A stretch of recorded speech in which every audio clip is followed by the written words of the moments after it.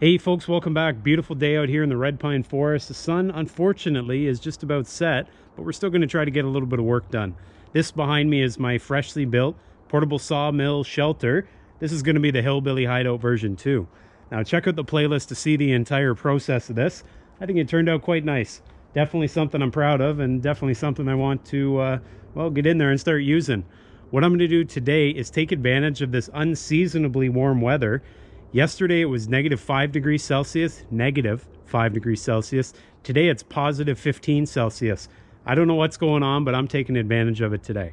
What we got going on is a little goodie box, and I'll show you where that's at. I just got out here on the old ATV here, but I got a little goodie box here, and as you can tell, maybe you recognize this box. This is fresh from Amazon. I picked up a few things that I'm going to use in order to keep the weather out of my sawmill shack. Now, I've read many of your comments and all of you guys had really good ideas, but it came down to time, money, effort, commitment to other things, and ultimately what I came up with was sort of a portable wall system that's going to keep out the snow and the rain, and that's going to be made out of tarps. Now, the tarps I have, which I'll show you in a minute, they are a heavier grade tarp. You know, they aren't the cheapest thing, they aren't the most expensive thing, but I think for this project, seeing as they're going to be under the roof overhang, they'll probably do just fine. So that's what we're up against today, taking those tarps and trying to rig up some sort of roll-up door system. What I'm hoping for is a door that goes from this end right here all the way to that end, hangs underneath this overhang, that I can pull a rope and pull up to the ceiling. Same thing for both of these ends. I want to have a bit of a roll-up door here, same at that end. What I am going to do today is I'm going to leave this backside alone. In my experience over the last few days, as you probably saw, the snow was coming in, but it wasn't coming in on the backside here. So I'm going to hold off on this. I might end up putting something on here. I might not. We'll see how that works out. But we got 3 walls to do today. I got some hardware, I got 3 tarps, and I got some rope. So we're going to see how that works, and hopefully, seeing as this is brand new to me, hopefully it goes smoothly. Anyways, glad you guys are all along, and let's get down to work.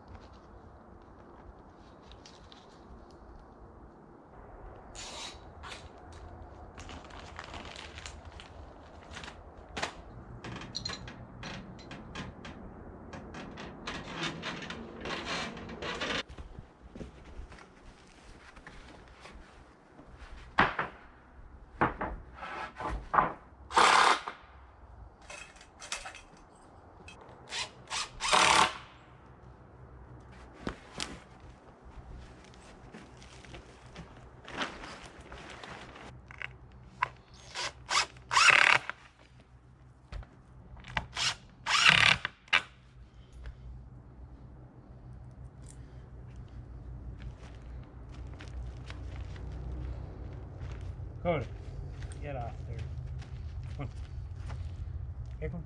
Okay, come on. Okay.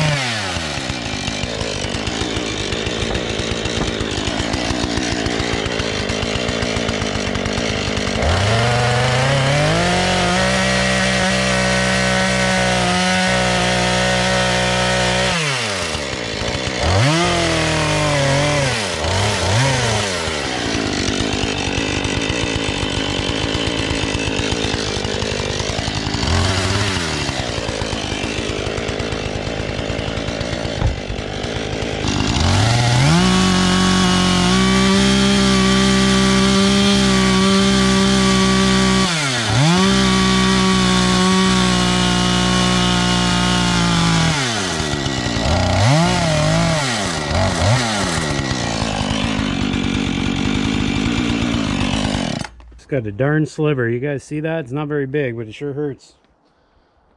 See if we can pick it out with a screw. Ouch.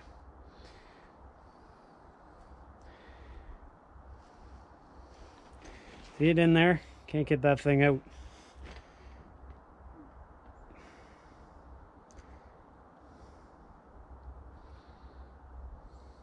Hey, success.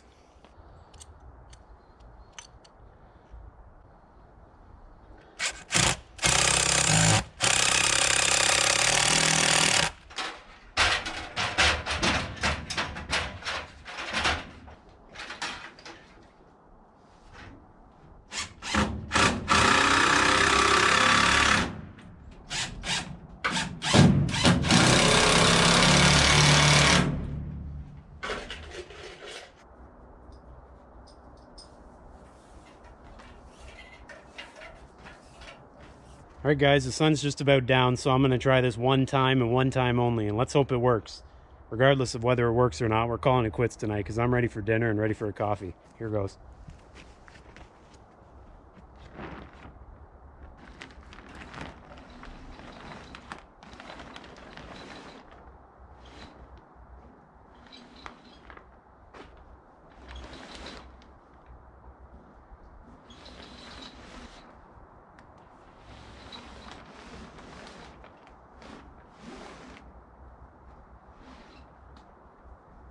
Well, guys, we got it up. It didn't quite roll like I was expecting. I probably just have to figure out the ins and outs of this thing. I think it works pretty well. It didn't really take that much force. I didn't feel like I was going to break the rope or anything. So all is good. Anyways, I'm calling her quits for tonight. I'll see you guys in the morning.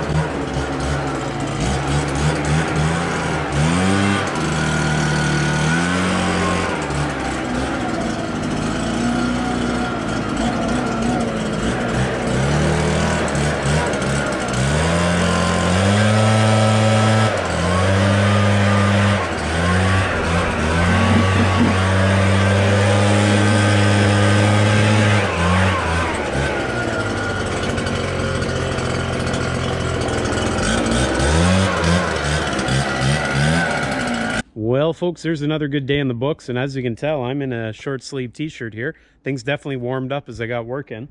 You guys can see I've got tarps on 3 sides of my sawmill shack, and this entire project, believe it or not, was right around $100 Canadian, so pretty cheap, and I think it's going to be quite serviceable. Let's go and have a look and see what we got up to. So as you guys can tell, there are 3 tarps in total, the big one here, and then obviously the 2 sides. For the most part, it went up pretty easily once I got it wrapped around my brain how I was going to do it.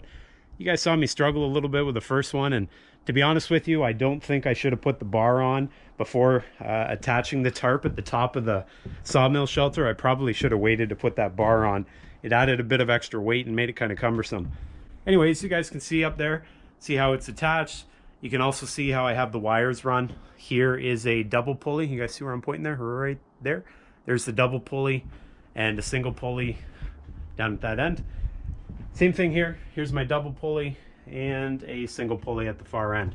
So overall, it went quite smoothly. And before you guys say anything, I just want to address this point. You guys will probably mention something about me securing the tarp to the wood structure with, well, with the eyelet holes on the tarp. You're probably going to say it's going to rip there, and I think it'll be fine. And here's the reason. The ropes here, they take all the weight when it's in the upright position. So right now, there's absolutely no weight on that. The only way the tarp's going to rip there is if we get some gale force wind, and it's probably going to blow the tarp off regardless of how it's secured. So I'm not too concerned at that point. But everything went pretty smoothly. As I mentioned, about $100 Canadian. I used paracord. You guys can see here, paracord. It's I can't remember the rating on that, but it's only good for about 180 pounds or so, but that's all you need. The only weight I'm really lifting is the tarp and that steel rod along the bottom. And speaking of that steel rod, and let's duck around here so you can have a closer look at it. This right here is essentially reused fence post or chain link fence post. You guys know in town, people put up chain link fences and they have those decorative bars to hold it up. Well, that's exactly what that is. I had 2 10-foot lengths, so perfect. One for there, one for there. And I had 2 more 10-foot lengths that I secured together for this one. Anyways, went together quite well. As I was putting these tarps up, there was one thing I kept in mind, and that was I didn't want to have snow or rain accumulate on the tarp. And I don't know if it could cause problems, but I didn't want to find out. You guys have a look up there. That is actually underneath the overhang. Same thing with on the side here. If we get a good side look, you guys see that? See how it's under the overhang? Reason being is when the rain falls, it's not going to keep constantly hitting that tarp, as well as snow that hits the wall. It's not going to hit the wall and then fall and sit on the tarp. That's especially important on the front, where I didn't want to test the strength of that tarp by having snow come off the overhang, land on the tarp and stick to it and freeze. So I made sure that all the tarps were pulled back just a little bit, as you guys can see there, so that nothing is going to sit on it and it's well protected. So the way I got the tarps to stay up underneath the overhang was I ended up setting these pulleys back just a little bit. So you guys see the pulley there, and likewise there's one over here. These pulleys, obviously they're set back just a little bit this way. By setting them back a little bit, you guys can see the angle on the rope. It actually, when you get close to the top of the pulley, it ends up pulling the tarp in as opposed to up. And that last little pull just gets it inside your structure and keeps the elements from constantly landing on it. The tarps on the ends here, you guys are going to notice they're a little bit longer than the distance between the posts. That's okay because that allows for the tarp to wrap around both posts. And so let's say we're going to get a big storm, or maybe I'm going to be away from the sawmill for a while. I can more or less just use a bungee cord or something similar, wrap the tarp right around the edge of the post like this, and then it's not going to go anywhere. So I figured a little bit longer is not going to hurt me. Too short, well, it's going to be flapping in between the posts, and I definitely don't want that. The front tarp was a bit of a head scratcher, and the reason is you guys can see those supports. You guys see these supports here? These supports, on the angle they're at, didn't allow me to put the tarp right up against the post. You know the posts I'm talking about, the big ones? Because of that, I had to figure out whether I wanted the tarp to come between the posts or whether I wanted it all the way out at the eaves. I ended up putting it all the way out at the end, and what that ends up doing is when I lower the tarp, if you can imagine, the tarp is going to fall and land right about here, right out where these old stumps are. That's not ideal because then that's going to create a gap. And the gap's about 2.5 or 3 feet here, and it's not going to be covered by the side tarp. And so I'm going to show you in just a moment exactly what I plan on doing here. I'm going to let the tarp down, and then I'm going to use another rope, and I'm more or less going to tie the rope around the front of the tarp, and that's going to pull it in tight to the existing post. So let's see how that works.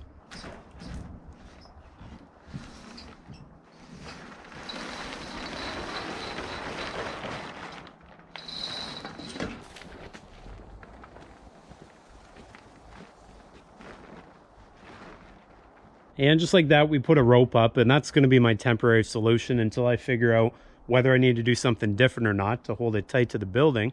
Another thing I'm going to do once I get some bungee cords up at my shop is I'm going to put them down along the bottom there to hold that pole, the one at the bottom of the tarp, tight to the building. So those bungee cords, I think, will really button things up just a little bit. It'll make it a little bit tighter. On the side here, I also need bungee cords here. Obviously, we don't want the tarp doing this, especially because snow can blow right in there.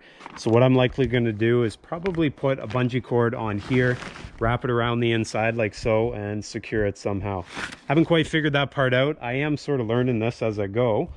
Whether it ends up working or not is to be told. But I think if we get this ironed out a little bit, maybe rolled up a little bit tighter, buttoned up just a little bit at the side, and for some reason I like saying buttoned up today, that'll end up keeping the snow out and the rain out just a little bit better. Anyways, I think that's gonna pretty much do it for me here today. That was a pretty fun project. I've never done this before, and just like you folks, I see something on the internet and I think, hey, I could do that, and sure enough, this is what came of it. Now, many of you guys had really good suggestions for me, and I appreciate it, and I did read them all. What I ended up doing was I considered them, and then I thought back to the reason I like to be out here sawmilling. I like being out here because I can hear things, I can see things, I can smell things, and I sort of feel like I'm outside.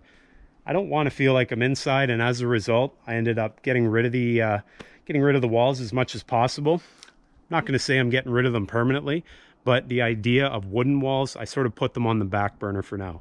If I decide that this is not going to be a good solution, maybe I will put some wooden walls on some of the sides. But for now, I'm going to have these tarp walls up and out of the way most of the time, except when maybe in the winter time, you know, we're getting a snowstorm, then I'll let them down. So having them up out of the way, I think, is a good alternative for now. In the future, will wooden walls come down the pipe? Maybe. Will barn doors come down the pipe? Maybe. But time will tell. We'll see how this works. Well, guys, the sun's just about set here, and so I'm going to call it quits for today. I appreciate all you guys coming back every single day and every single week to provide suggestions, support, and overall positive vibe here at the channel. For those of you who aren't subscribed, that's okay. I would encourage you to do so, but even if you aren't, I appreciate you being here. Guys, make sure you come back next time. Be good, be well, and I'll see you then.